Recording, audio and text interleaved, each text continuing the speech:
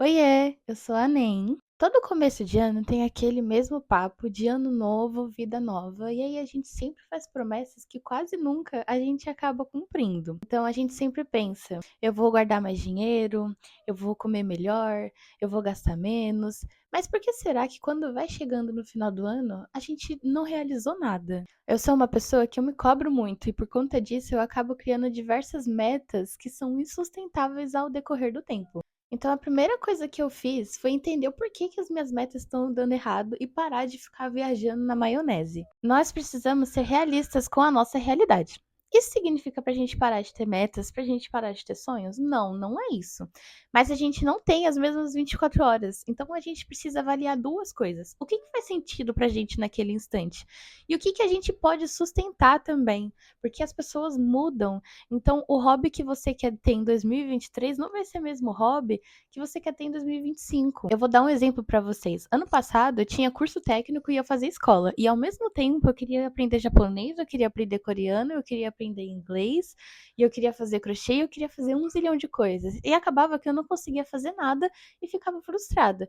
Mas aí eu parei para pensar, por que eu preciso ter uma ansiedade tão grande para fazer tudo ao mesmo tempo? Então eu passei a dividir as coisas e dividir o que faz sentido para mim naquele instante. Por exemplo, hoje em dia eu só estudo coreano e inglês, que é o que eu tô conseguindo sustentar, e olha que eu nem estudo todos os dias. Outra coisa que eu precisei entender e adaptar é que hábito e meta são coisas totalmente diferentes.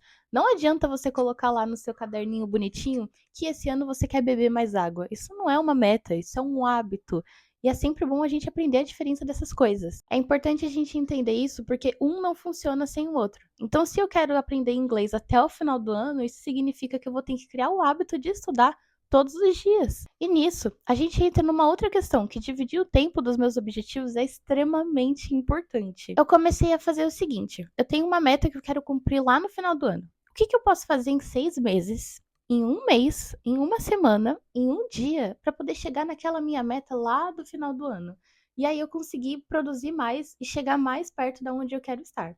Isso faz muita diferença, porque quando você coloca ali aquela meta no seu dia a dia, você consegue lembrar dela e chegar até ela. Não adianta você escrever a sua meta no caderninho e depois esquecer e deixar de lado. Você vai precisar fazer coisas todo santo dia. Eu escrevo meus objetivos no próprio bloco de nota do iPhone. E aí eu faço a seguinte divisão: o que eu tenho de metas em cada coisa da minha vida. Então, por exemplo, eu tenho metas financeiras, eu tenho metas pessoais, eu tenho metas intelectuais, eu tenho metas físicas. E dividir isso me ajudou muito, porque aí não fica uma coisa só, e aí eu consigo ver detalhadamente aonde eu tenho que trabalhar da minha vida para poder dar certo. Aqui, por exemplo, eu tenho meus hábitos acadêmicos, metas pessoais, metas intelectuais. E também é super importante a gente saber administrar o nosso tempo no meio disso tudo. O que me demanda criatividade, eu gosto de fazer pela parte da manhã, porque geralmente é quando eu me sinto menos cansada e eu consigo produzir mais. Então eu gosto de gravar os meus vídeos de manhã, escrever de manhã, fazer meus roteiros tudo de manhã. A academia e os estudos eu deixo para depois do almoço, porque eu estudo um pouquinho e aí quando eu me sinto muito cansada, eu vou para academia e eu sinto que eu dei uma revigorada ali na minha rotina. Todos os hábitos que eu considero relaxantes, eu gosto de deixar para noite. Então, por exemplo, ler um livro, fazer crochê, desenhar,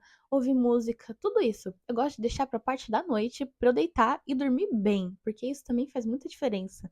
A gente precisa tentar dormir o melhor possível para conseguir chegar onde a gente quer. Eu vou dar uma dica para vocês. Eu, no momento, estou estudando para o vestibular, então eu sempre tento mudar o estímulo do meu estudos. O que isso significa? Significa que vai ter dias que eu vou ver videoaula, vai ter dias que eu vou fazer um estudo ativo, vai ter dias que eu vou ficar falando para a parede para tentar me explicar, e essa é uma dica muito boa.